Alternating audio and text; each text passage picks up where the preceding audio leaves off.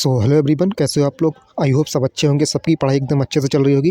दोस्तों आज की वीडियो प्लीज़ थोड़ा देख के जाइएगा, पहले मेरी बात सुनिएगा, उसके बाद अगर आप चाहो तो वीडियो को आप स्किप कर सकते हैं, वरना पूरी वीडियो देख के जाएँ। बहुत ही ज़्यादा इंपॉर्टेंट वीडियो है। और मैं देखो, पहले मैंने जो स्लाइड लगाई है, आप स्कोर देखिए मेरा 140.5। अब मैं बताता हूँ कि ये स्कोर मैंने क्यों लगाया है। क्योंकि आप एक चीज़ देखो, इसमें मैं जूम करके दिखाता हूँ आपको कि ये जो जीएस दिख रहा है आपको, जीएस में कितना स्कोर है देखिए, 31.5। और वहीं रीजनिंग में कितना है, 43.5, और मैथ में 36.5। अब मैं बताता हूँ, अगर मैथ में मेरा इसमें कुछ सिली मिस्टेक हो गया था मैथ में। अगर आप मैथ और रीजनिंग में 45 प्लस स्कोर कर लेते हैं, और उसके बाद क्या बचता है, उसके बाद कुछ नहीं बचता है, सिर्फ जीके। क्योंकि देखो, इंग्लिश का भी स्कोर ऑन एन एवरेज वही रहेगा जो आपका इंग्लिश और मैथ का रहेगा। तो अगर आप जीके में 30 प्लस स्कोर करते हैं तो 150 प्लस स्कोर सीजीएल में आपका होने से कोई नहीं रोक सकता। और आप जानते हैं कि स्कोर एक अच्छा स्कोर होता है। तो मैं इस वीडियो में पॉलिटी के 1 से लेकर 50 यानी कि डीपीएसपी तक जो 51वां आर्टिकल है, वहाँ तक एक रैपिड रिवीजन लेके आया हूँ। और आप बने रहिए इस वीडियो में। अगर आप सीरियस एस्पायरेंट हैं तो प्लीज़ इस वीडियो को स्किप मत करिएगा। और बिल्कुल मैं करीब 15 मिनट लगेगा, और हम पूरा का पूरा मतलब रिवाइज कर लेंगे जल्दी से। तो चलिए वीडियो को स्टार्ट करते हैं बिना देरी किए हुए। और अगली स्लाइड देखिए, इसमें भी मेरा स्कोर अच्छा है। कितना है स्कोर, 142। जीएस में थोड़ा कम रह गया, बाकी मैथ और रीजनिंग दोनों अच्छा रहा है। तो चलिए स्टार्ट करते हैं सीधे हम अपना क्विक रिवीजन। तो हमारा पहला भाग जो है, संघ और उसका राज्य क्षेत्र। और इसका जो पहला आर्टिकल है, देखो यहाँ ये आर्टिकल लिखे हैं, ठीक है। साइड में आर्टिकल है, उसके आगे कौन सा आर्टिकल क्या उसके बारे में लिखा है, ऊपर ये जो भाग है उसके बारे में लिखा है। तो पहला है संघ का नाम और उसके राज्य क्षेत्र। दूसरा आर्टिकल नए राज्य का प्रवेश और स्थापना। तीसरा आर्टिकल है वर्तमान राज्य के क्षेत्रों और सीमाओं में परिवर्तन। तो देखो, दूसरे आर्टिकल और तीसरे आर्टिकल में डिफरेंस क्या है।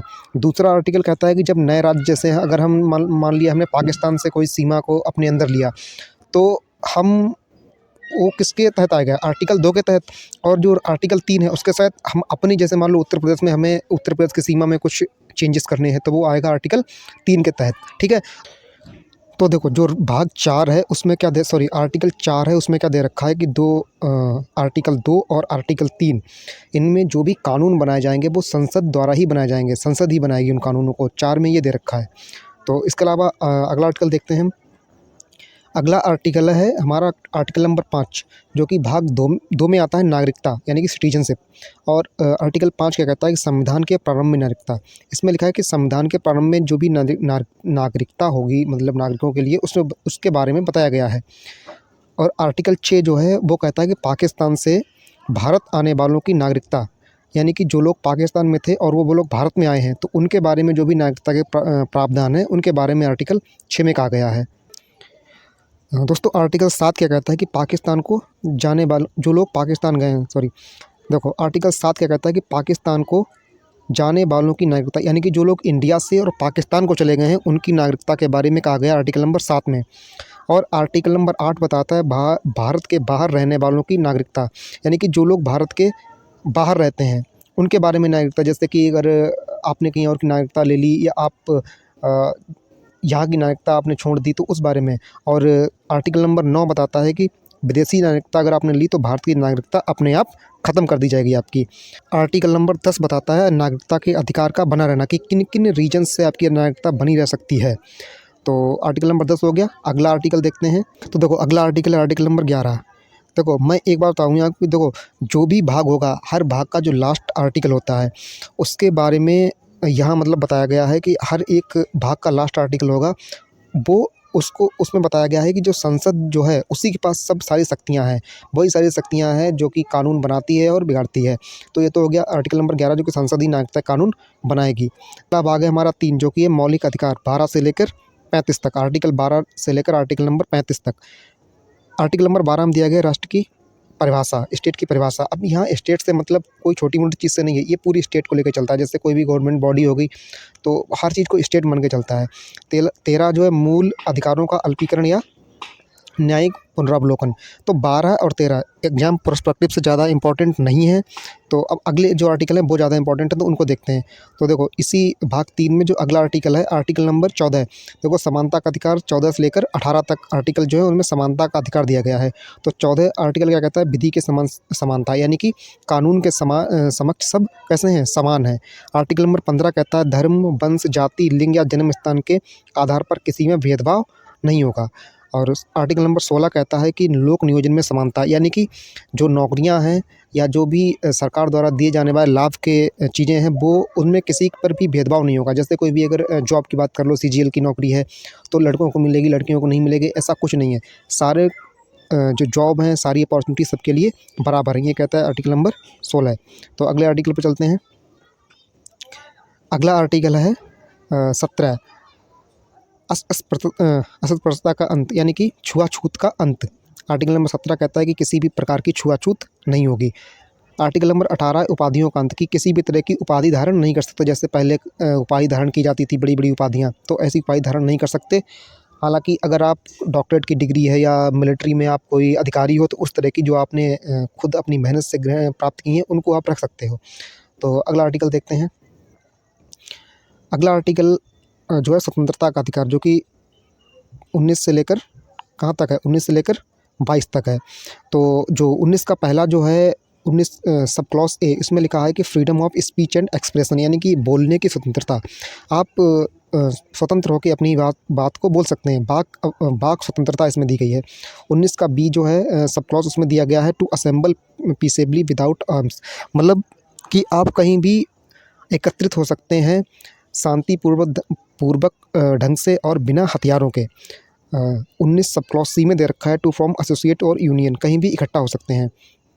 अगला आर्टिकल है सब क्लॉज 19 का ही दे रखा है डी, यानी कि to move freely throughout the territory of India, मतलब आप इंडिया के किसी भाग में फ्री होकर कहीं भी घूम सकते हैं। फिर सब क्लॉज है 19 E, to reside and settle in any part of territory of India, मतलब आप भारत के किसी भी पार्ट में अपने मतलब मकान बना सकते हैं, आप रह सकते हैं, बस सेटल हो सकते हैं। तो ये तो हो गया 19 सी। अगला सब क्लॉज क्या है, 19 जी। देखो एफ वाला जो है वो 300 ए में चला गया, क्योंकि वो था संपत्ति का अधिकार, और वो 300 ए में चला गया, अब वो मौलिक अधिकार नहीं रह गया है। ठीक है। तो 19 जी में क्या दे रखा है, टू प्रैक्टिस एनी प्रोफेशन और carry to on any occupation trade और बिजनेस, मतलब अपनी इच्छा के अनुसार कोई भी बिजनेस कर सकते हैं, कोई भी उद्योग धंधा हम कर सकते हैं। ये दिया है आर्टिकल नंबर 19 जी में। अगला आर्टिकल देखते हैं क्या है। तो 20 में दे रखा है अपराधों के संबंध के लिए दोष सिद्धि का संरक्षण, मतलब जैसे कि आपको एक ही जुर्म के लिए 2 बार सज़ा नहीं मिल सकती, या जो उस टाइम कानून है उसी के हिसाब से सज़ा मिलेगी। अगर कानून बदल गया तो ऐसा नहीं है कि अगर कानून बदल गया तो बदले हुए कानून के हिसाब से सज़ा मिलेगी। 21 में है प्राण एवं दैहिक स्वतंत्रता। 21 का है शिक्षा का अधिकार। अगला आर्टिकल देखते हैं। अगला आर्टिकल है 22, कुछ दशा में गिरफ्तारी के संबंध में संरक्षण, जैसे कि पुलिस आपके खिलाफ ही आपको मतलब गवाही नहीं दिलवा सकती है, या आपको गिरफ्तार करने से पहले आपको वारंट जारी करेगी। तो ये सारी चीज़ें 22 में। अगला आर्टिकल देखते हैं। तो अगला आर्टिकल है शोषण के विरुद्ध अधिकार 23-24, बलात् श्रम का प्रतिषेध। बलात् श्रम क्या होता है, देखो बलात् श्रम ये होता है कि किसी को बंधुआ मजदूरी करवाई जा रही है, या बिना पैसे की मजदूरी करवाई जा रही है, या आपने किसी से ऋण वगैरह लिया है तो उसके बदले में आपको ज़बरदस्ती मजदूरी करवाई जा रही है, तो ये होता है बलात् श्रम। चौथा है 24 नंबर है कारखानों में बालकों को नियोजन का प्रतिषेध। 6 से 14 वर्ष के बच्चों को क्या नहीं करा सकते, मजदूरी नहीं करा सकते, किसमें, कारखानों में, जैसे कि कोयले की खदानें हो गई, इस तरह के। तो अगला आर्टिकल देखते हैं। अगला है धार्मिक स्वतंत्रता का अधिकार। 25 नंबर आर्टिकल अंतःकरण धर्म के प्रचार की स्वतंत्रता, यानी कि कोई भी व्यक्ति अपने धर्म का प्रचार कर सकता है। 26 नंबर है धार्मिक कार्यों के प्रबंध की स्वतंत्रता, यानी कि आप अपने धार्मिक कार्यों को आराम से स्वतंत्रतापूर्वक कर सकते हैं। 27 नंबर दे रखा है धर्म की अभिवृद्धि के लिए करों की स्वतंत्रता, यानी कि जो भी धर्म के कार्य होंगे उन पर कर नहीं लगाया जाएगा। जैसे कोई मंदिर मस्जिद में कोई अगर पैसा वैसा वाली बात होती है तो उस पर कोई कर नहीं लगता है धर्म के कार्यों में। इसके अलावा आर्टिकल नंबर 28 क्या कहता है, आर्टिकल नंबर 28 कहता है गवर्नमेंट संस्थानों में धार्मिक शिक्षा नहीं दी जाएगी। जो भी गवर्नमेंट बॉडीज़ हैं, जो भी गवर्नमेंट द्वारा संस्थान खोले गए हैं, उनमें किसी भी प्रकार के धर्म की शिक्षा नहीं दी जाएगी। तो अगला आर्टिकल देखते हैं। अगला आर्टिकल नंबर 29 है 29-30, जो सांस्कृतिक शिक्षा का अधिकार है। 29-31 अल्पसंख्यकों के वर्गों के हितों का सुरक्षा। अल्पसंख्यक कौन होते हैं, जिनकी संख्या कम होती है, जैसे कि सिख लोग हो गए, इसके अलावा जैन समुदाय हो गया, बुद्ध समुदाय हो गया, ये लोग। तो अल्पसंख्यक अपने शिक्षा के अपने शिक्षा संस्थान भी खोल सकते हैं। जो अल्पसंख्यक लोग हैं वो अपने मनचाहे शिक्षा संस्थान खोल सकते हैं, उनको कोई दिक्कत नहीं है। 31 जो संपत्ति का अधिकार था, अब वो मौलिक अधिकार नहीं रह गया है, अब वो पहुँच गया 300 का, आर्टिकल नंबर 300 का में पहुँच गया है। तो आगे देखते हैं।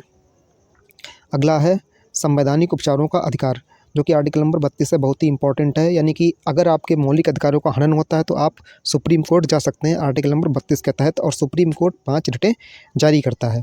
तो यहाँ तक हमने भाग 3 देख लिया। अब हम बढ़ते हैं भाग 4 के ऊपर, जो भी इंपॉर्टेंट आर्टिकल है। भाग 4 यानी कि डीपीएसपी, जो कि हमने कहाँ से लिया है, आयरलैंड के संविधान से लिया है, director principle of state policy, जो कि आर्टिकल नंबर 36 से 51 तक हमें दिए हैं। आर्टिकल नंबर 36 क्या है, परिभाषा, जैसे कि उधर 12 में परिभाषा दे रखी थी। आर्टिकल नंबर 37 है इस भाग के तत्वों का लागू होना, इस भाग में जो भी तत्व होंगे लागू होंगे उनके बारे में, क्योंकि डीपीएसपी बाध्यकारी नहीं है, मतलब इनके लिए हम कोर्ट नहीं जा सकते हैं। इनको अगर स्टेट चाहेगा तो लागू करेगा, नहीं तो नहीं कर सकता, हम इसके लिए ज़बरदस्ती नहीं कर सकते। 38 में है राज्य लोक कल्याण के लिए सामाजिक व्यवस्था बनाएगा, यानी कि जो सरकार है वो लोक कल्याण के लिए, जैसे कि सरकारी स्कूल हो गए, मेडिकल हो गए, सड़कें हो गई, इस तरह की कार्य करेगी। अगला आर्टिकल देखते हैं।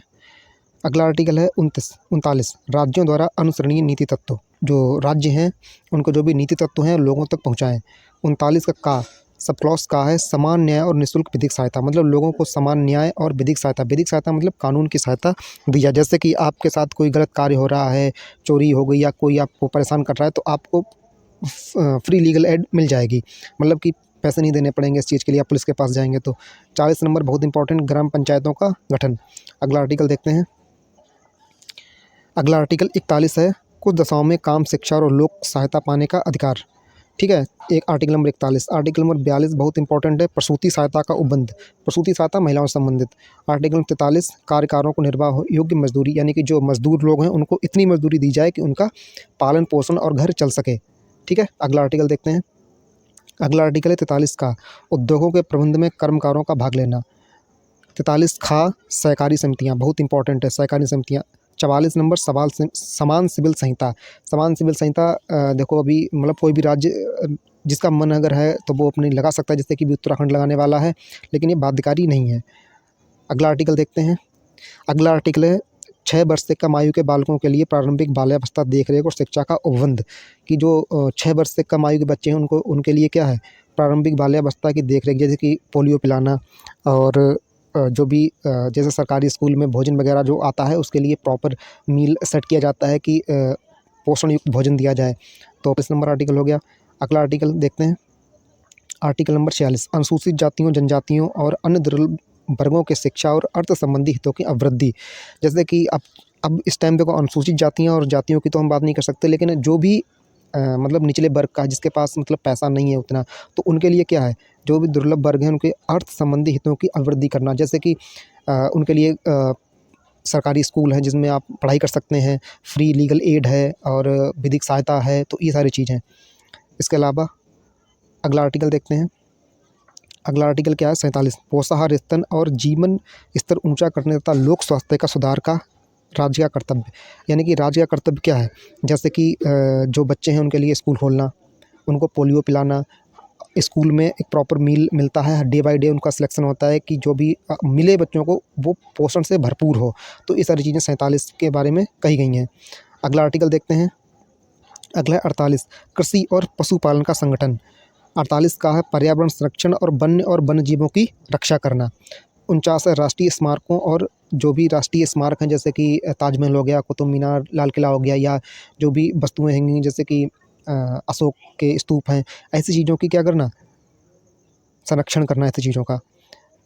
अगला आर्टिकल क्या है 50 कार्यपालिका, न्यायपालिका और विधायिका एक दूसरे से कहते हैं पृथक हैं, मतलब कि कार्यपालिका के कार्य क्षेत्र में न्यायपालिका टांग नहीं अड़ा सकता और न्यायपालिका में कार्यपालिका नहीं कर सकता, अपना अपना कार्य करेंगे। और 51 रुपये का हम प्रसाद चढ़ाते हैं। तो 51 में है क्या, शांति और सुरक्षा की अभिवृत्ति। तो दोस्तों हमारे आर्टिकल नंबर 1 से लेकर आर्टिकल नंबर 51 तक हमने देख लिया है सारा कुछ। और इसी तरह की अगर अगला भाग चाहते हैं तो प्लीज़ कमेंट बॉक्स में कमेंट करें, और रैपिड इसी तरह का क्विक रिवीजन हम और आप साथ साथ में करेंगे। धन्यवाद वीडियो की देखने के लिए, और वीडियो को लाइक करें। अब मिलते हैं अगली वीडियो में दोस्तों, धन्यवाद। हम 2